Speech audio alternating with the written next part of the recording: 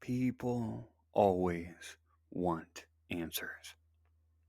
Yet, people are seldom ready to accept those answers. The problem is that sometimes the answers can be more disturbing than the unanswered question, and sometimes they only lead to more wondering. Sometimes answers aren't all they're cracked up to be. That's what I've learned in my experience as a detective working on missing persons cases. A few weeks ago, I began work investigating a particularly disturbing case. 3 young girls had reportedly gone missing in the town's nearby wood, and their parents were worried sick. The disappearance was huge news in the small town. Search parties were out in full force. I was with one of the many groups of people out there scouring the woods in every direction. We knew we had to act fast if we wanted to find them alive. For several days, we found absolutely nothing, and we had entered into our 5th night of looking. No one dared to say it out loud, but we knew what we were looking for at this point. Corpses. We knew those girls weren't going to come walking out of the woods unharmed like nothing ever happened. I kept on looking, walking through the dark woods alone, guided by my flashlight while my team looked elsewhere in other directions. The search was an incredibly somber and isolating experience. It's a very grim and morbid task to be searching for the remains of 3 lost children. It was a cold fall night. A waxing crescent loomed high above. The autumn leaves blanketed the muddy ground as I trudged onward. Suddenly, I heard an eerie sound. It sounded like the soft singing in the distance. I turned all around but saw nothing in the autumn maze of orange, yellow, and brown. In hopes that it might somehow be the young girls, I yelled out, "Police! Do you need help?" There was no response. I sat there in silence for a moment before I continued walking.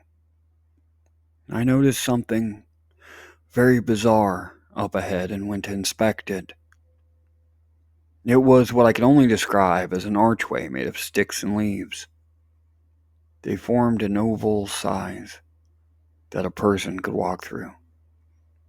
The formation appeared to be naturally occurring rather than man-made. It looked like something someone might want to stage for a wedding or photography shoot. And it was like something out of an old folklore story.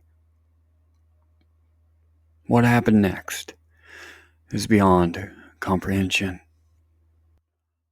A small creature walked by me in the darkness, moving in a dancing motion as it went and humming a peculiar tune. It moved into the view of my flashlight, and I could see that it appeared to resemble a very small old man with a long whitish beard and a maroon pointed hat. The creature, casually walking along, looked identical to any gnome you'd see in a generic fairy tale depiction. Seeing something so cartoonish, but yet there, right in front of me in real life, was very surreal, uncanny, disturbing. This couldn't be happening. I couldn't believe what I was seeing. I felt like I was losing my mind. I watched as the mischievous little gnome skipped along toward the wooden archway. With a laugh, he walked through and disappeared completely before my very eyes. I was shocked to be really experiencing this. My entire conception of reality was shattering. Had I somehow been drugged? I wondered. This was something beyond what tiredness could explain. I approached the mysterious arched formation and studied it closely. It was just made of sticks and leaves, nothing special. I put my arm through and held it there for a moment. Nothing at first, but then it started to slowly feel a bit numb. I took it out and stared at the archway once more, the feeling soon returning to my arm. Am I actually considering this? I thought. With an abundant lack of explanations for what I just saw, I decided to risk whatever danger I might face by walking through this apparently mystical archway. Feeling a bit silly, I took a deep breath and walked carefully through the natural oval stick structure. Suddenly, my mind was in a daze. It was like waking up from a dream. I looked around to see the same woods I had been standing in, but it was bright and sunny. All my senses were strangely heightened, my mind buzzing. And I looked down to see that the flashlight I was carrying had vanished. The leaves seemed brighter. The air felt nicer. And all seemed calm. Where was I?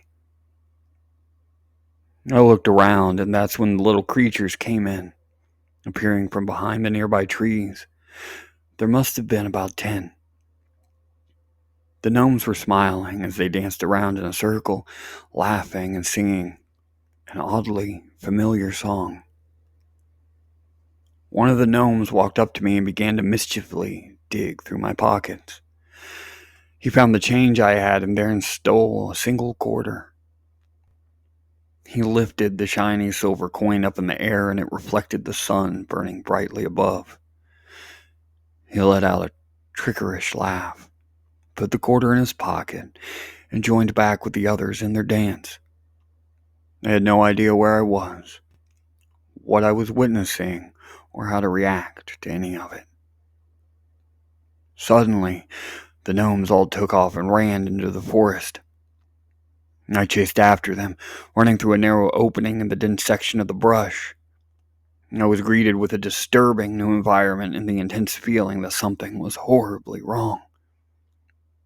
I found myself standing within a large ring of trees deep in the woods. My run soon gave way to a slow and unsure walk forward. At first, what I saw looked like a pile of yellowish off-white rocks, neatly stacked on top of each other in a row. But when I got closer, it was clear and unmistakable that these were piles of skulls. Their laughter grew louder and more sinister, and their dances became more frantic as I crept slowly forward. The taste of iron unexplainably filling my mouth. As I grew closer, I could see that the ground was covered in a dark, red substance. The air became thick and humid, and I began to feel very claustrophobic. Dancing faster in a circle and cackling maniacally, the gnomes were holding entrails and viscera. All around them on the ground, it appeared to be the gore of dozens of unrecognizable bodies. There was so much blood. The foul and deathly odor assaulted my nostrils and turned my stomach. I was hit with waves of panic. I felt like my mind shut down completely and I was paralyzed where I was standing. The gnomes all turned to me smiling and simply continued their dark and morbid singing. I just remember screaming and screaming and screaming as loud as I could.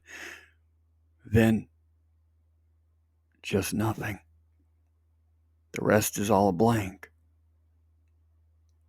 I don't remember a thing, but according to my partner, he found me zoned out and lying on the muddy ground of the dark wood where I had been searching for the girls. I was apparently clutching my flashlight and mumbling to myself. He says I must have had some kind of psychotic episode. I'm not so sure. I would be tempted to blame it all on the stress of the job, but when I checked my pocket, a quarter was missing. I spent the next few days looking over the case files. I had a lot of theories, but none that made sense. According to reports, the neighbor of the lost children had been looking out of her kitchen window while washing dishes. She reportedly saw the older sister leading her two younger siblings by the hand into the woods. They were humming a strange tune as they disappeared off into the wilderness that day and were never seen again. The case files also reveal that the missing girls reportedly took a book from their playroom's bookshelf before vanishing. It was a children's fairy tale book with bright, happy illustrations of gnomes dancing through the forest. It was called The Friendly Sunshine Gnomes. I can still hear their odd singing in my mind at times when I'm alone. I don't think we'll ever find those girls or truly know what I experienced, and I'm convincing myself more and more each day that I don't really need answers.